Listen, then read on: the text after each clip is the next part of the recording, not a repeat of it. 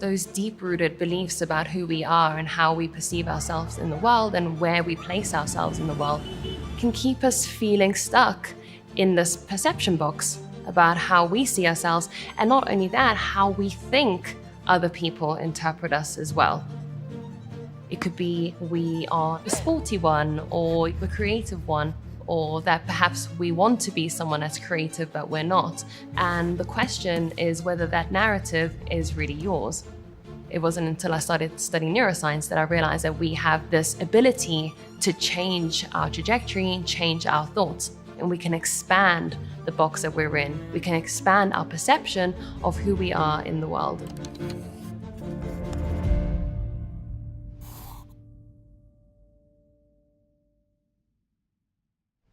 I'm Nicole Vignola. I am a neuroscientist and organizational psychologist. I'm the author of Rewire, Break the Cycle, Alter Your Thoughts, and Create Lasting Change.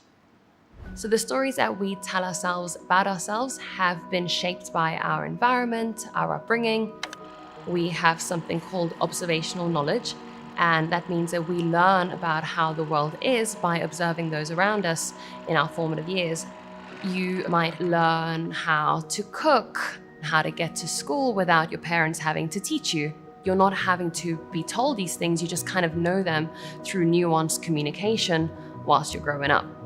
But observational knowledge has a flip side. Sometimes we observe our peers or parents being highly critical of themselves, and so we learn to do that as well. Or perhaps your parents will exacerbate a particular narrative, and then that boxes us into this kind of fixed mindset in our adult life where we don't want to step outside the realms of what's been defined for us. So I have two friends. They are both sisters. Samantha was always a good dancer, and her parents always highlighted that about her. She struggled a lot growing up because she wanted to be more than just a ballet dancer. Her sister Martha was always the more academic one, the higher achiever. When Martha then went on to the real world, she started to experience failures. She didn't know how to handle it because her entire persona was built on this very smart, high-achieving person that never really failed. So within this perception box, you have this pre-programming that was given to you by your peers and parents, and it's not really your programming. And for some people, that pre-programming is fine, but for others, it isn't. So as humans, we do have a negativity bias, so we perceive negative information more greatly than positive. And the negativity bias can really highlight those things that we say to ourselves, those negative stories. Things like, I'm not good enough, I'm not worthy enough to be loved. Maybe it's the way that you speak to yourself about your body. Now you add on another layer, you've got this confirmation bias that tells you to go into the world and confirm that you are correct. And so we stay stuck in this loop of perpetuating these stories that are no longer serving us. If left unchecked, it will basically form a template to how you see the world. So you will carry that into every aspect of your life, and your brain will perceive that as normal. So whilst our thoughts are extremely powerful, we can use that to our advantage to really pull out the positive narratives that we want for ourselves. So sometimes in a social setting, I will start to plant a seed, and I will ask friends, clients, family, what are the small wins or the big wins of your week? And generally speaking, people will start out by saying, not that much. And as soon as they start talking, I'll go, that's a small win. And they're like, oh, yeah, that is. And then as we go along in that day or the conversation, they start to see more and more small wins than they previously had seen.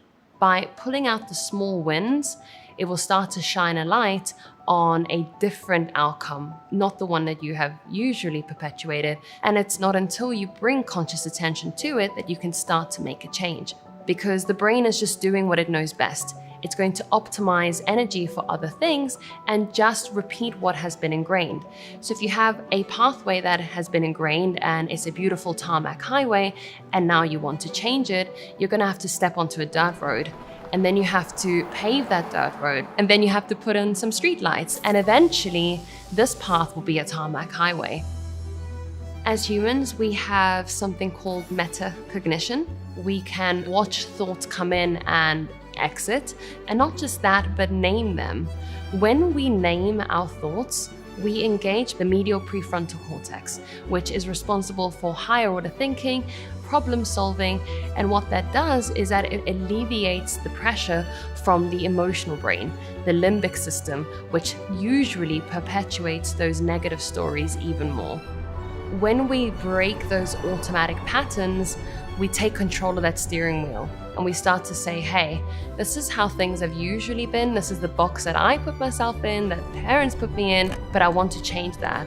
And you start to essentially rewire and reshape your perception box and how you conduct yourself in the world. One of the questions I always get is, can I change?